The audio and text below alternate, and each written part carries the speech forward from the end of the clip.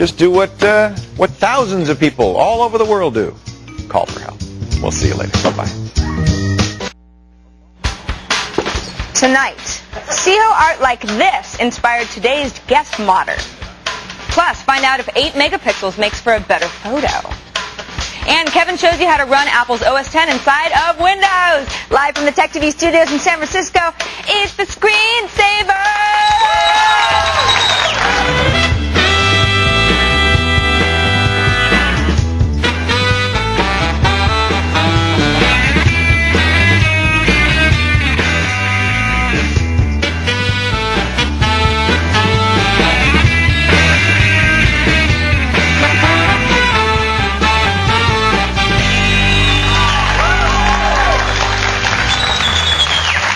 Good evening. Welcome to the Screensavers. I'm Patrick Norton. And I'm Kevin Rose. Thanks for joining us on the Screensavers. All this week is Mod Week, where we are showcasing some of the great mods, and our Mad Modder Yoshi is going to be giving you some awesome tips. Tonight, well, we have a horrible show. No, we don't. James Kim will not be in here from the labs to tell you if the whole 2-pixel, 8-megapixel thing means it's better.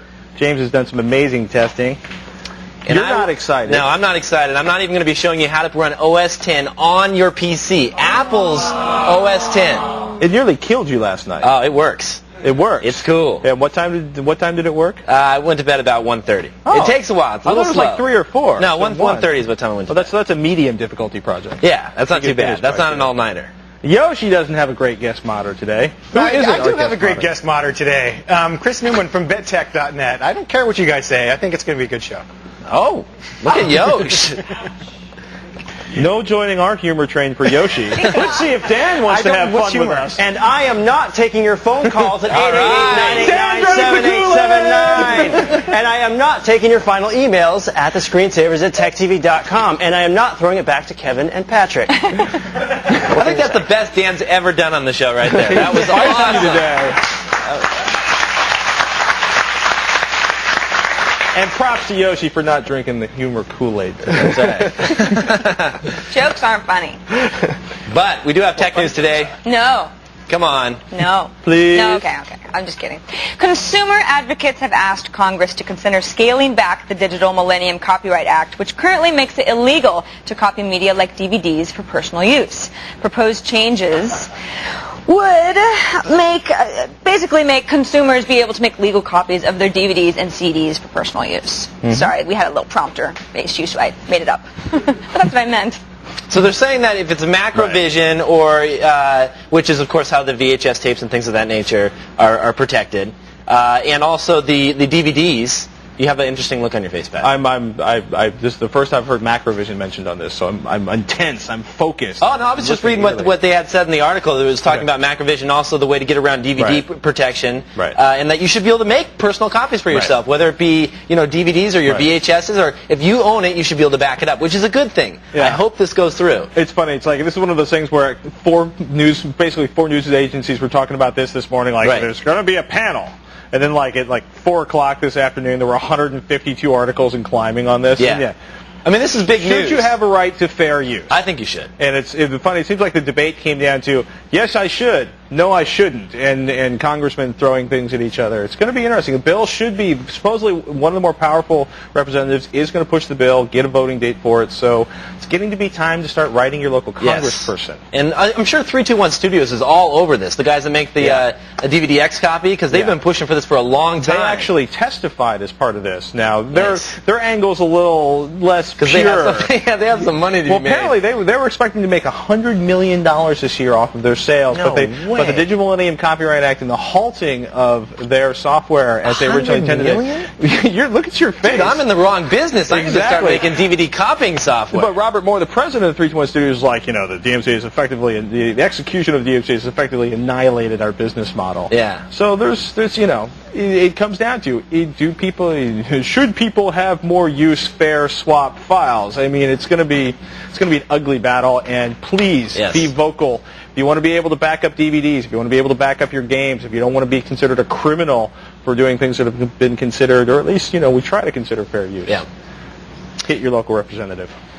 Next story. Next story is kind of going to upset some people because spam is declaring a victory. A Northern California District Court judge ordered Spam Cop to temporarily stop reporting complaints about OptinRealBig.com to third-party ISPs. OptinRealBig.com is a bulk mailing company. Last month, the company filed a suit alleging that Spam Cop affected its ability to make money by interfering with its contracts and business relationships. Interesting turn of events. Well, here's the thing, though. You never know. I mean, let's say you're a bulk email company. Sure. Let's say that you have a sign-up form on the web that people subscribe to. Let's say you have a few mistyped domains or something like that. People enter their email address accidentally, or they willingly enter their email address.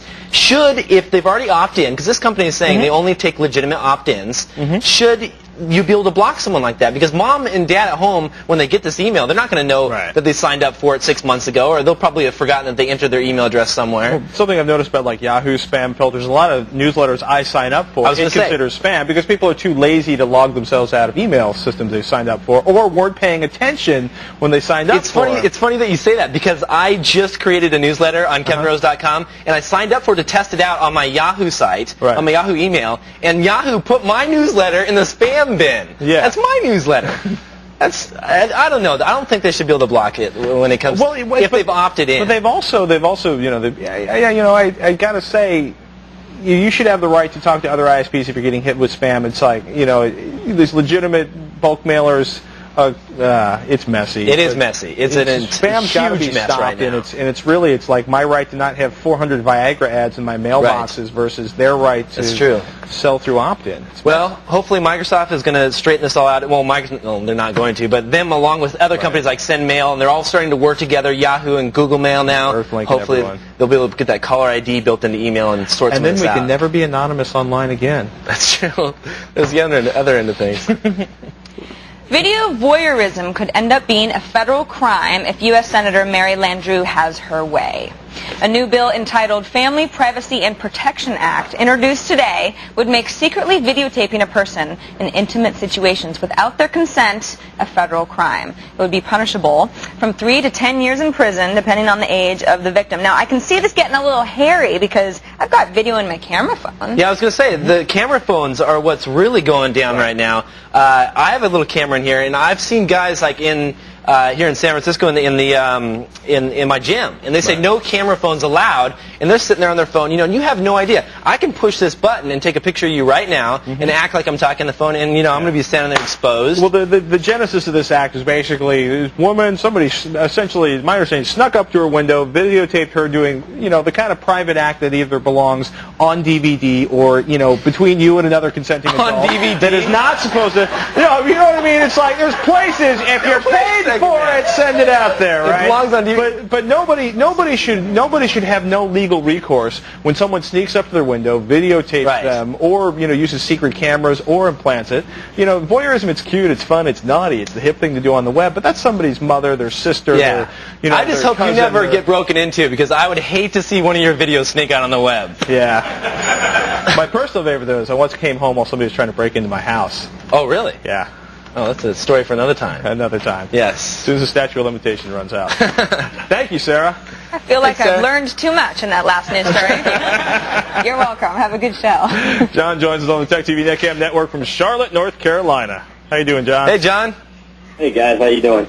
Pretty good. What can we help you out with? I got a question for you. Okay. I just built a new system, running dual monitors on it through the ATI All-in-Wonder card. But I want to set up at least a 4-monitor setup, and I've been having trouble doing that with adding another card in. Any suggestions? Without adding a card in, or adding any card? With adding another video card on a PCI slot. Hey, can you not find PCI cards for sale anymore, or what's the main problem? I've tried two. I've tried an NVIDIA-based and an ATI-based, and it seems to conflict with the dual monitor setup on the All-in-Wonder card. Yeah. Interesting. Yeah, you know what? Sitting on multiple monitors is something that's really frightening. It's gotten a lot easier, and Yoshi's waving his hand furiously. Let me sidetrack from this, John. We'll kick it straight to Yoshi. ATI does not support multiple monitors and spanning very well. That's the reason why you're going to want to go with an NVIDIA main card and an NVIDIA PCI card. One of the reasons why this particular system here, which I'm using on a mod for Friday, has an NVIDIA PCI and main card. So you've been having some issues with that. ATI does not support spanning across multiple monitors with multiple video cards. With a single video card, yes, not with multiple cards. Right. I haven't heard that. This is the first I've ever heard of that. Yeah, I was going to say one of the things place to check out is realtimesoft.com does a database called the multi-monitor compatibility database. Because, John, a lot of people, even if they are using like the NVIDIA cards, run into problems for reasons no one really understands, getting them to recognize. But one of the things you might want to do is check out the database and search through the forums to see who's had luck with what and what software they needed to run to do it. The funny thing is this is getting harder and harder to do as time goes on because PCI cards are becoming harder and harder to find. Yeah. And you want to have something that's compatible. The nice thing, though, is that PCI Express, the new bus, is coming out here very soon, within the next couple months, in which case you'll all be able to put the same card in. You'll have PCI Express going down the motherboard. One PCI Express slot, and then there's some real interesting, we haven't seen the motherboards yet, so in theory, right, you might have 4 PCI Express slots, and then can put 4 high-end That would be awesome, each with dual monitors, and you're set. Yeah, or you might end up with 1 PCI Express slot and a bunch of backwards compatible slots. Right. So it's, you know, John, listen to what Yoshi said. You're probably going to have to scrap the ATI if you really want the 4 monitors, find an NVIDIA card. I would spend some quality time researching online on the boards. Check realtimesoft.com/multimon and take a look at the forums there to talk about people who have successfully set this up. Follow someone else's well-beaten path. Yeah. You may want to wait a few months just to see what happens with this PCI Express deal, to see how that works out. Yeah. Good luck, John. Thanks a lot, guys. Cool. Thanks, John. Excellent. We're just getting started. Tech TV Labs is here. James Kim is here to help you choose the right digital camera. He's going to talk about the latest and greatest out there. And after the break, it's day 3 of Mod Week, and today we're going to show you a wood acrylic home theater PC spectacular. It's under the green thing. Stay tuned.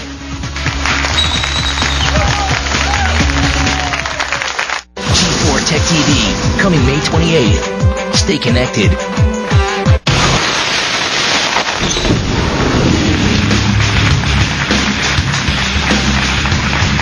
It is Mod Week, and today's guest modder represents the UK. Any UK fans out there? No? Ah, Dan, there we go. Dan's UK. Now, we should clarify, he's not from the UK, and he doesn't even live there, but he works for the UK's leading modding site, bittech.net. Welcome, Chris Newman. Hey, Chris. How you doing? So tell us a little bit what you do for BitTech. Well, my main function there is obviously modding. We do a lot of modding. That's what our website ultimately revolves around. We do a lot of hardware review articles. I do a bit of that. I'm kind of the U.S. ambassador for the website, so any U.S. interaction we have, and we're doing more of that now, I'm kind of that contact side. So. Do you see more modding happening in the UK than you do here, or do you see more? I see a lot of contests going on in the United States. The UK. Well, the UK area is really big, but the great thing about it is all of Europe. I mean, Germany, Sweden. We've got a great guy in our forums from Belgium who we just we're about to publish a second thing that he did in our forums that we pushed to the front page. Nice. So we get that, and we got about 40% of our audience from the U.S., so we get a great international audience. They're all over. So cool. Now, Yoshi, this is one of your favorite modders. I mean, you must be thrilled to have him. BitTech.net is one of the sites I go to a lot. Right. You know, I'm looking for ideas, or I want to see what other people are doing, so I go there, and I've seen he posts as Eddie the Dane. So if you're searching, you'll find Eddie the Dane on there. There's a lot of articles on there. Online persona. I've been seeing his articles for a while, so I figured I wanted to bring him in. Plus, his last project, the Vesper Deco, kind of inspired that. Nice. Now we've got this new one. Yeah, I was gonna say, let's take a look at this. Let's take a look at this new one. That, Chris got this one just for this appearance, or it's being unveiled here for the first time. this is the first anybody's seen it. So this is your wood acrylic home PC, then? That's correct. What do you call it? It's a Cinemedia PC. Cinemedia PC. Yeah. So this is more than your average standard home PC. You put some other extra added features in here. Right. I mean, it's got a good amount of horsepower as a regular PC, but I've added some components in it specifically geared for migrating this in with your home theater, you know, your home theater needs. What was your inspiration in creating something like this? Well, going back, I saw an artist on a television show named Carrie Vesper who does some really cool stuff layering many layers of plywood. And hey, it's an inexpensive material, so I already like that idea. Right. And then he grinds it down, smooths it. So I made my first project using plywood and acrylic, and it was called the Vesper Deco, kind of giving homage to him. And it was a big success. People liked it. The one thing they didn't like was the size. It was a big, bulky system. So I wanted to make one more return to home theater PC, have some of the elements of the first one, wood and acrylic, but do it in a different way, a little bit more modern, and deviate from. I don't want to do the same thing all over again. So this is what we get. So what went into making this guy? Well, obviously a lot of woodwork, some simple cuts, but little tricks here and there. The solid oak is the internal frame. The outside shell is cell cast acrylic. Now we have some pictures here showing what looks like you're building the form for when you built the acrylic. Right. I ordered this as just regular sheet material, and I created a form made out of just regular pine plywood and PVC pipe. Bondoed it so it had a nice surface, and then I think we'll show in a minute. Used a heat gun to get it to the right temperature and get the curves that I wanted that you see here on the side. Yeah, that's one of the coolest features is the side curves. If you take a look at that there, it's really slick and nicely curved. I was actually going to ask you about that, about tips for proper bending. Because I've heard a lot of people go, oh, you can just put the acrylic in your oven and heat it up and then it'll bend, or that wire that you talked about. Right, yeah, I got a new toy strip heater. It's great for making single 90-degree angle creases, but I had limited results in getting a nice gentle curve with that. The oven thing, you know, this acrylic heats up and bends at right at 280 degrees Fahrenheit. You don't want to go over; it'll blister. Too much over, and you start releasing some toxic gases. So, yeah, you probably don't want to do that. Yeah, see, I have kids, and if I permanently contaminated my oven making a mod, you know, all the food's going to taste like plastic, right? And just no good. If you're lucky, you'll still be able to taste it plastic. So, so you have this. Masked out and painted from the inside. What all has that entailed? Yeah, gives it a real nice, clean look too. One of kind of the godfathers of our site, the guy that really kind of mentored me into it, was a guy on our staff, Dave Williams, Macro Man, as he's known. He did a project where he did this effect where you paint the acrylic from the back side, and from the inside it really doesn't look that nice. It's matte, but man, when you flip it over and you look at it through the outside, it's really glossy and it has a nice effect. And I used some 3M painter's trim tape around it to get a really nice clean edge, rounded corners. Nice. It was the first time I used that product, and it was really simple to use. Like hot rodders and auto painters use it a lot. So now this is a little different than your average PC. Show me some of the stuff you can do as far as, now I notice you have a wireless mouse and keyboard here. Right. And you have this set up as your home. You have DVDs. You watch DVD movies with it. Right. It's your home media center, basically. Yeah, it's you're going to watch your typical stuff that you like to do with your home entertainment center. You got actually in this one I have a DVD RAM plus and minus RW, so I can watch DVDs, and you know, this is the DVD drive here. Now you've modded the drive too. It looks like you painted the drive. Yeah, I gave it a nice color there. Yeah, give it a nice. I mean, it's right there on top, so I wanted to give a nice look for it through the window. Looks like you put an ATI All-in-Wonder here too to get multiple monitors out. Exactly. Yeah, it's a 9600 XT All-in-Wonder. It's the newest one they've come out with actually. Dual monitors, composite out, SVGA. It gives you all these multimedia options for connecting to it. So if someone wants to build this at home, what are we talking total cost and time put into this project? Well, I mean, time-wise, we're looking at 80 hours, and of course, it's going to depend on your experience and the tools you have available. Right. Cost-wise, you know, you're looking at I don't know, $150 for the card, $40 for the sound, and then a little over $100 for the drive, and then the MOBO is really your choice, the motherboard and the processor combination. It depends on how much power you want, what else you want to do. If you just want to look at emails and surf the web, you don't need that much horsepower. I want to play games, so I put a little bit more into it. Cool. Well, thanks, Chris, for being on the show. We really appreciate you taking the time to show us this. Thanks a lot. You can read Chris's tips and how-tos for building a home theater PC on our website at thescreensavers.com. Now, still to come, I'll show you how you can run OS X inside of Windows. I kid you not.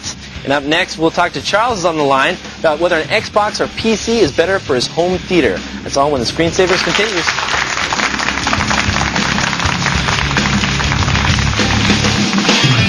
G4 Tech TV, coming May 28th. Stay connected.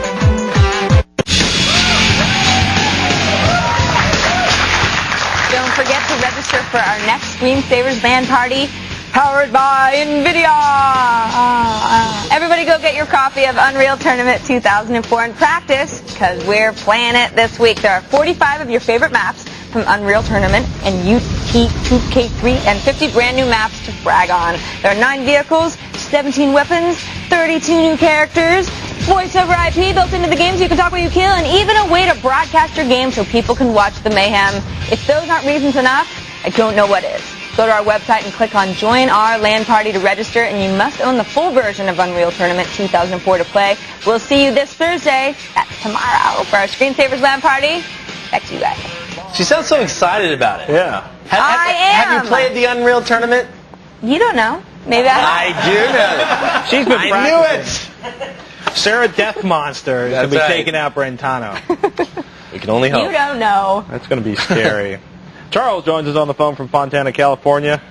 Hey, Charles. Hi. How are you today? I'm doing good. I want to bring some multimedia to my home theater, and I've got an old PC laying around, and I'm wondering if it would be easier or better to use that or to go ahead and mod my Xbox. What's the speed on that PC, Charles? It's a Pentium 3, 650 megahertz, about a half a gig of RAM. And what operating system? I could use either Windows 98 or XP. I was leaning toward XP. Okay. Do you have a DVD drive in there? Yes. Do you have a video card that you could then hook up to your TV? Yeah, I have actually a couple older. I have one ATI and one NVIDIA laying around. One's got an S-Video out and one's got a composite out. If you had a progressive scan monitor, like you're using a big computer monitor, I'd say, hey, it'd be nice to go with the PC. But I'll be honest with you, if you're doing output to a television and it's got a composite input or an S-Video input, I'd probably go with the Xbox. Yeah, the Xbox has come quite a ways in their media center. There's a new media center out for the Xbox. It used to be the Xbox. I can't remember what the old media center was called, but if you go to xboxmediacenter.com, that is the latest project that has been out there that is really everyone is moving to. It can play pretty much every format there is out there as far as, whether it's a movie file that you're playing, whether it be DVDs or whether actually you play DVD with a different player. But it plays all the different codecs that there are out there. And it's awesome. It organizes all your files, and it's the media center to have. Yeah. It's really cool. If you could use like a regular 1024 by 768, that kind of a progressive scan out from the computer to display on your television, I'd say go with the PC. But to be honest with you, I've seen some truly ugly output from even the best graphics cards going over composite or S-Video. And Charles, there's so much more that you can do once you have a modded Xbox besides just the media center stuff. There's a ton of different emulators you can get that we've shown on the show before. Play all different types of games, back up your games. It's great. Okay. Mod chip suggestion? The Executor 2 Lite. I can't remember the current version, but stick with the Executor brand of chips. They're all really good. Good luck, Charles. Thanks, Charles. Now back over to the P-Tip for some helpful info. That's right. Okay, gadget lovers, I hope that you have a plan to come to Nashville this weekend because it's time for the Digital Digs Roadshow where you can hang with Kevin and me. That's right, we're going to be there along with some outstanding tech goodies. The Roadshow hits the Cool Springs Galleria in Hex Court in Franklin, Tennessee. That's just outside of Nashville this weekend, May 15th and 16th. Mark your calendars. The event runs from 11 a.m. to 7 p.m. on Saturday and noon to 5 on Sunday. For more info and to learn all about the coast-to-coast stops of the Roadshow, there are a few more. Go to techtv.com/digitaldigs. If you live in Nashville, and even if you don't, come see us. You never know when you'll be able to again. Dun, dun, dun. Nah, just kidding. Don't go anywhere. Leo's going to join us to help you stop spam with its favorite free spam filter. But up next, Tech TV lab rat James Kim explains why 8 megapixels may mean more money, but not better photos. That's when the Screensavers continue.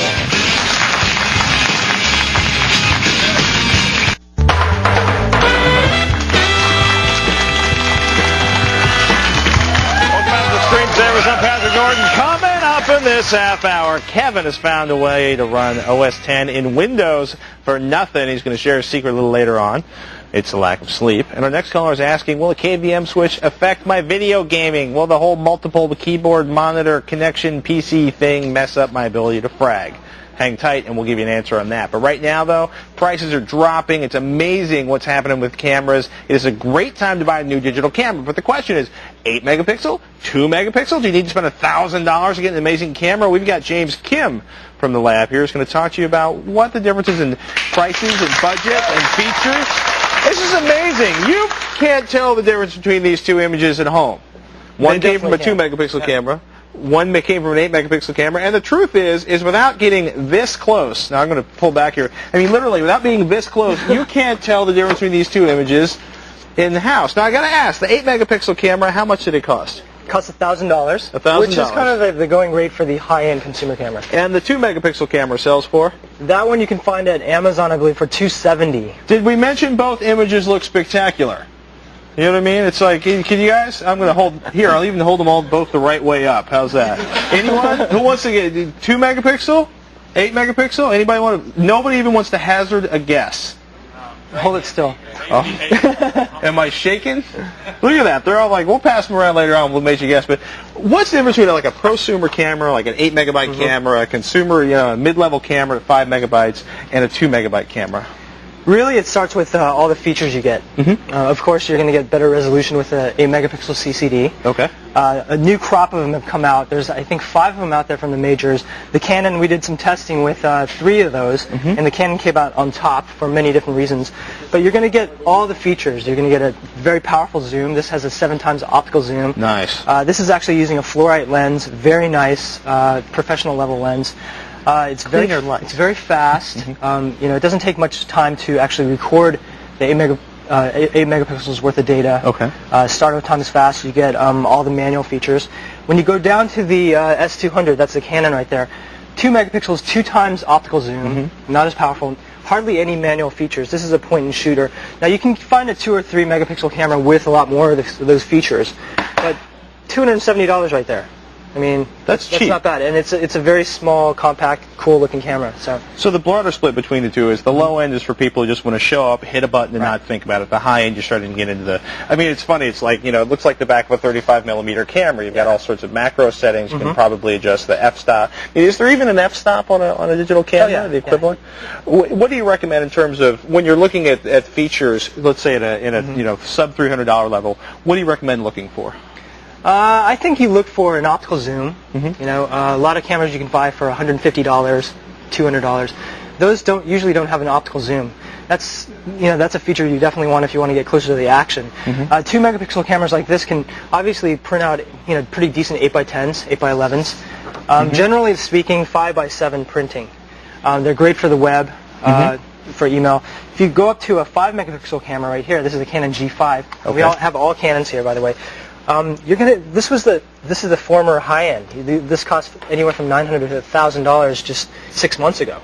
So this is where the deal is to be had because these things usurp this. So this thing costs $600 nowadays. So you can if you look at these very closely, you can tell the difference. I have a very good macro shot of an NVIDIA card. And it's amazing if you look in shadows and detail and greenery, like the picture where you're holding up the fruits. The difference is where you can see it is in the detail in the corn tassels, the detail in the darker parts of the image. The lens looks a little cleaner. The light off of that. Less noise. There's still a little barrel distortion or chromatic aberrations, but those are technical terms.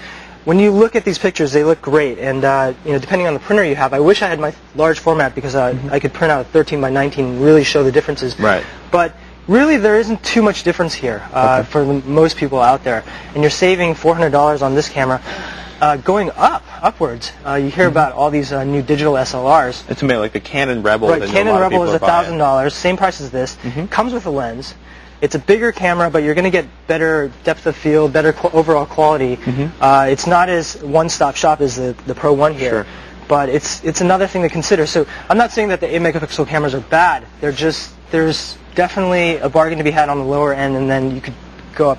For serious photo buffs who have maybe been holding back, is it getting to the point where with an 8-megapixel camera, is it really getting hard to tell the difference between film and digital?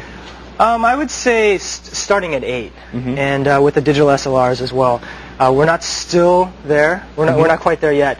But for most people out there, if you print out on, say, glossy, this is matte. People won't be able to tell at all. It's amazing. So sub $300, you can get amazing images up to about 8x10, maybe even a little larger with the point-and-shoot cameras.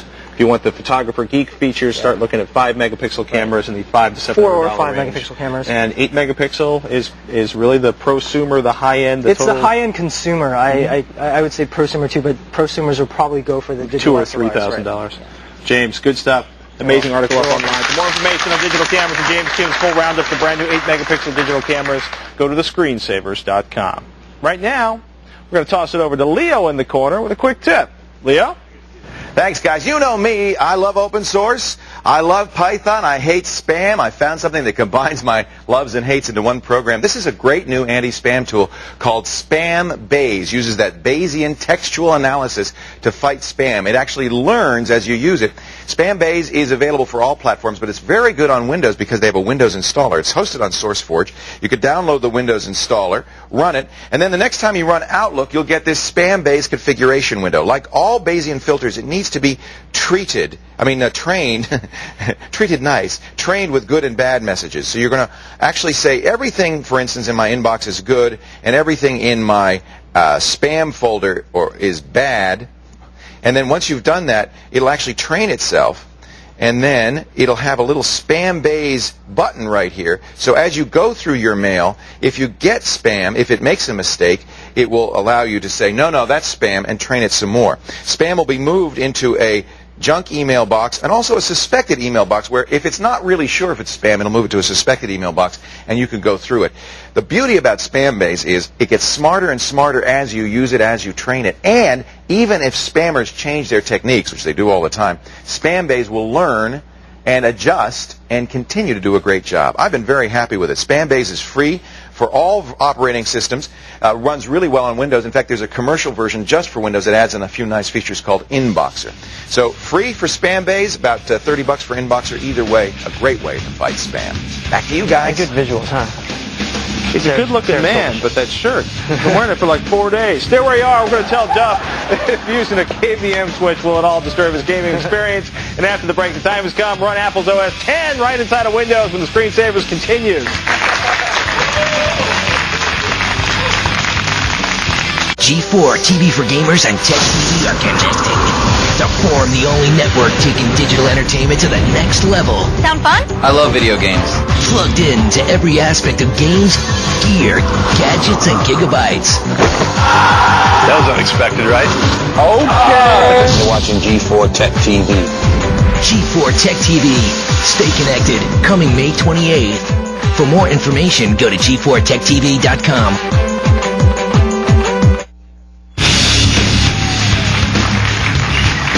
Let's check in with the fine folks over at Tech Live to see what's coming up tonight.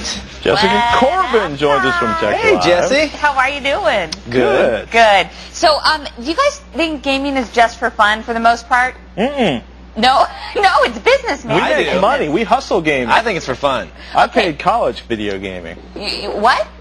Long story. Gambling and theatrics. Sure. Won't even get into it now. Because if you think that gaming is just for fun, I want you to think again. If you ever need surgery, you may want to look for a surgeon who plays a lot of video games. Tonight on Tech Live, we'll show you how gaming skills are helping doctors in the operating room. Hello? It was just a whole surgical moment. We were covering our eyes. We were afraid we were going to see guts and blood. And... Hello? Live TV. Hello. Jessica, it looks fabulous. We're scared of seeing bodies being cut open. However, that's not entirely. It's video game improving surgeons up next on Tech Live, which is right after the screensaver. You got it. Thanks, Jesse. Bye. Bye. So, now it is Mod Week, so I decided to do something a little different. You know, Yoshi doing all the hardcore mods and stuff. I want to do a little software modding. So I want to say first thanks to Scott Moshellifer on the TSS staff for telling me about an application called PearPC. PearPC is a PowerPC emulator that allows you to run OS X right inside of Windows XP or Linux. That's tough. It is tough. It's free. It's free. It's cool. It's buggy. I just want to let you know that right off the bat. This is version 0.1, not 1.0, 0.1. What is something like, if you were buying a commercial application like VMware, this would cost a couple $100 bucks. Yeah, a couple $100 bucks. Okay. So, yeah, it's free, which is cool. It's open source, which is also cool, but it's a little bit tricky to set up. This isn't a nice little Windows installer. Let me walk you through the setup. Here, what I've done is I've extracted all the files to a Pear directory right off the root of the C drive. These are all the files that come with it for the most part. And what you need to do is there's no installer, so you just extract the files, and there's a few files that you have to download. The first is Darwin 7.01. Now, Darwin is Apple's open source project.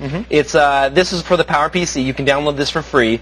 It's a big download. It's like 600 some megabytes. You download that, save it to the directory, because you're going to be using this to format your new partition, your new drive. Wow. So you need that, and then you just put that in the directory. Next thing you need to do is take a look at this file right underneath it.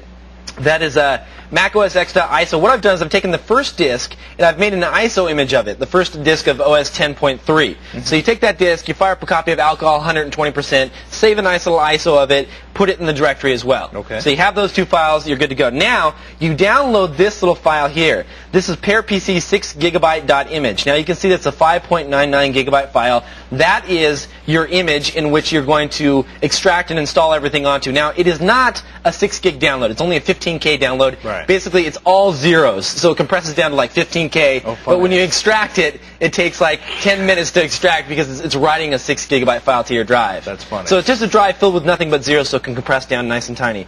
After that, this file right here, PowerPC.exe, is the file that you're going to run. And it's basically going to boot the Darwin image, which we had up here, and it's going to allow you to format that drive. You format it, and you're good to go. Now, you tell it to boot from macOSX.ISO. And once you do that, in this window right here, you will see this is the Mac OS X installer running right inside of Windows. Funny. So I hit F11, and it's going to give me, whoops, I didn't mean to do that. Let me see if I can get out of here. F12, there we go. So if we hit F12, that's going to give us mouse control of the unit here. Now notice how choppy it is. This isn't the fat. Let me move the window around so you can just see what's going on here inside of OS X. This is a 3 gigahertz system you're running. Yeah, this is a very fast system, but it emulates a Mac at what would be about a G3 processor. Right. So you can see right inside here we're running OS X. Let me show you how long it takes to go to and from menus. It takes quite a while. I just click go back to the license agreement. Now normally on any standard G3, G4, G5, that would take a millisecond. Right. Here it's taking like 10 seconds. So the thing to note here is that once you install it, it's going to take you about 2.5 hours once you get to this process just to write the files to the hard drive. So it's not fast. It's a complicated process. They're emulating the BIOS, the hardware. They create an entire system box in software. They load it on your computer, and normally you have tons of engineers that spend, And here's like 3 guys working on the project. This is amazing. It's pretty cool. Actually, I got it all the way. Let me gain control of the mouse again one more time. Here's a screenshot I took with my camera phone of it. Actually, you can zoom in on that there. That is the Aqua interface running on my PC at home right there. So you can get it up and running. In fact, I can boot it when we go to break here. It takes a while to boot. It takes quite a while. But I wanted to show you the installer because that's where you can really see the sluggish performance. And even once you get into Aqua, it again is very sluggish. Some of the applications, most of the applications, are going to crash right off the bat. Okay. It's very, this is very, very alpha, very bleeding edge. But it's a lot of fun, and it's cool because you can see where things are going. It will be so cool once they come out with new versions and they improve the stability. This is going to be awesome for people that want to run OS X inside of Windows, or it also runs on Linux as well. And it's free. And it's free. We like free. I like it. PowerPC is 100% free, and you can get the step-by-step instructions, which are very important. You have to follow every single step I put in my article at thescreensavers.com. Good stuff. Cool. Ladies and gentlemen, coming up after the break, we'll give Duff the details on gaming with a KVM switch. Is it good? Is it bad? Will it make no difference? We're going to tell him and you after these messages. Be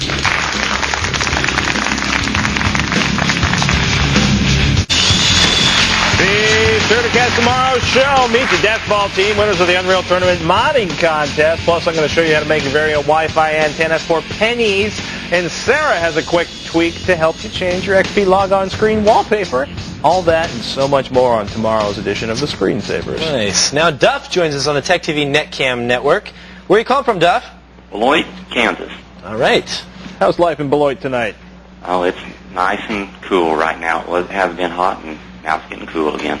I know that feeling. How can we help you tonight? Well, I was wondering, I'm running out of space in my room, and I have several computers, and I have an all-in-wonder 9800 Pro.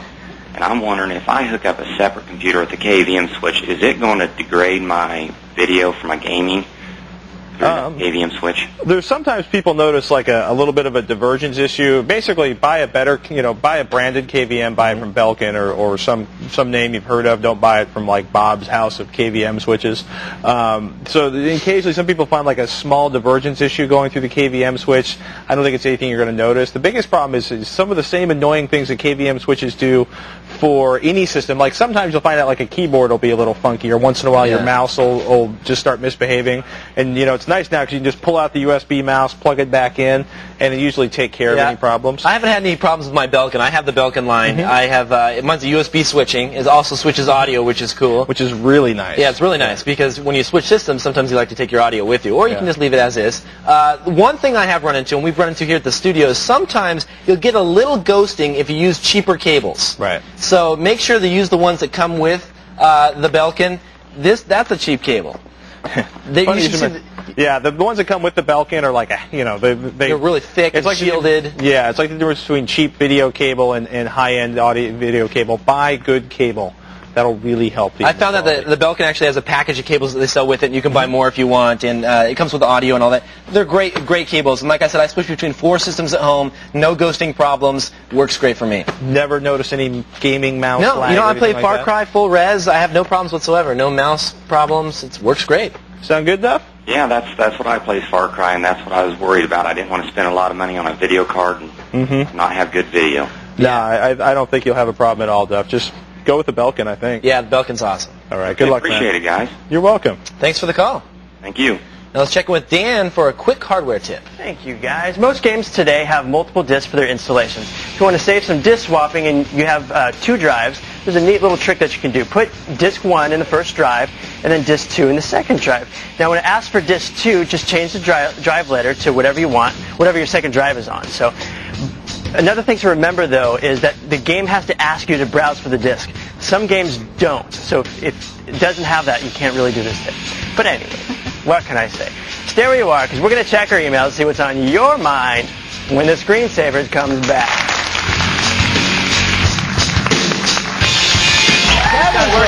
What do you got running over there, Kevin? Can we scan out of the bench over here? I really wanted to show this. It's running right now, OS 10. Here comes the Finder. And in a second, very slow. It is very slow. Wow! That's still amazing that they got that even still running. Cool. That's awesome. It doesn't do anything. It crashes half the time, but it's still cool. But in 6 months to a year, it's going to be amazing. That's right. It's still. I couldn't code that. I don't know anybody who could code that. I like it. It's good stuff. Sarah, it's that time. Emails. First one comes from Eric in Lincoln, Nebraska. Hello, Eric. I have a 12-inch PowerBook with a standard 256 megs of RAM. Not 256 gigs. That's that'd a lot be of great. RAM. He says, I know I need to upgrade. I'm thinking either 512 or 1 gig. I run Photoshop, Arch Desktop, and 3D. VIS. Wow. Considering that, what do you think? I'd say, especially if you run all 3 of those at the same time, go for the gig. Yeah, go for the gig. Large Photoshop files, video files, 3D rendering. If you can afford it, because it's a little pricey. I think that only has 1 slot, isn't that just the one? Yeah, 1 gig. Research it. That would be bad to find that you have to dump your existing half a gig to buy a gig. Right. And also compare memory prices. Don't Apple's should only use Apple memory because it's Apple and that makes it better, but it's made to the same spec as everything else. But it looks so much cooler. Yeah. Just kidding. The RAM all looks the same. It's not going to look any cooler. But yeah, make sure shop around because you can really get burnt on memory prices. Okay, next one from Michael in Sacramento. I've got an S-Video port on my Toshiba laptop, and I don't know what it's for. What's it for? Well, S-Video is like the standard. S-Video or composite video are the standard ways to get video into the back of your television, and that's actually to use the display of the monitor on an overhead projector or your television or whatever. If you're giving presentations or something like that, and you take it into a conference room, you just hook it up right in the back of the TV, and with the right software, it should be able to push that image out to the television. Yeah, sometimes it'll look awful, but Word documents bad, spreadsheets bad, PowerPoint, it's still bad, but it'll look much better than the other two. Sarah? Next one from Mike in Meriden, Connecticut. He has the opposite problem. He doesn't have S-Video on his television. He's wondering how to hook his computer up to his television to show video on the TV. You can spend a lot of money on a thing called a scan converter. Which is what we use here. And they tend to look awful and cost a lot of money. You're probably better off just buying a card with an S-Video out or buying a DVD player. Yeah. So, good luck on that one. Quick reminder, folks, May 28th, Tech TV and G4 merging into one channel that will feature the best of both networks, covering everything from games to gear and, of course, the screensavers. More info, G4TechTV.com. We got to go. That's it for this edition of Screensavers. I'm Kevin Rose. And I'm Patrick Norton. Thanks for joining us. We'd like to thank our guests, Chris Newman and James Penn. See you tomorrow. Have a good night.